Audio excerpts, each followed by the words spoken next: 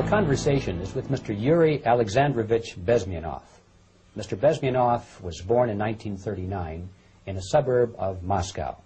He was the son of a high-ranking Soviet Army officer. He was educated in the elite schools inside the Soviet Union and became an expert in Indian culture and Indian languages. He had an outstanding career with Novosti, which was the, and still is, I should say, the press arm or the press agency of the Soviet Union. It turns out that this is also a front for the KGB.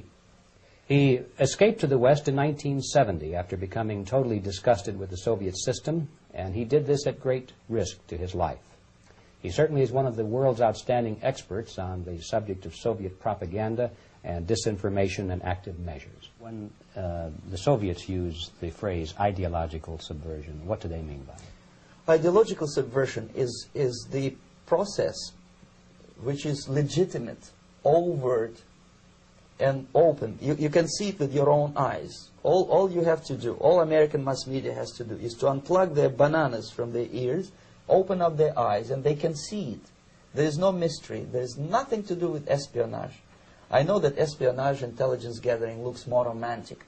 It sells more deodorants through the advertising, probably. That's why your Hollywood producers are so crazy about James Bond type of thrillers.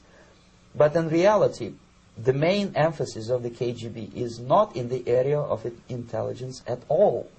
According to my opinion and opinion of many defectors of my caliber, only about 15% of time, money, and manpower is spent on espionage as such. The other 85% is a slow process which we call either ideological subversion or active measures, активные мероприятия in the language of the KGB, or psychological warfare.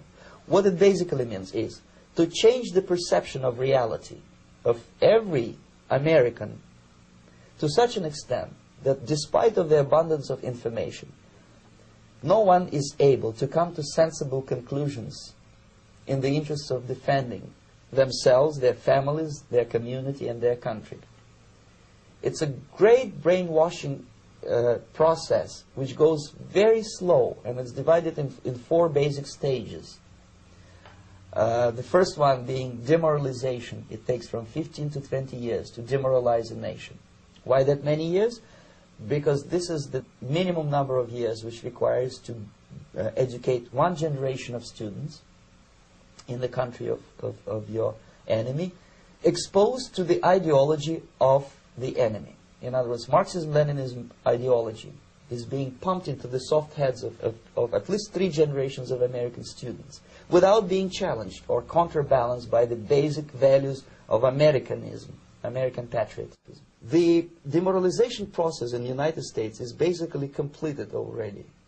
For the last 25 years, actually it's overfulfilled, because demoralization now reaches such areas where previously not even Comrade Andropov and all his experts would even dream of such a tremendous success. Most of it is done by Americans to Americans, thanks to lack of moral standards. As I mentioned before, exposure to true information does not matter anymore. A person who was demoralized is unable to assess true information. The facts tell nothing to him. Even if I shower him with information, with authentic proof, with documents, with pictures, even if I take him by force to the Soviet Union and show him concentration camp, he will refuse to believe it until he is going to receive a kick in his fat bottom. When a military boot crashes his, then he will understand, but not before that. That's the tragic of the situation of demoralization.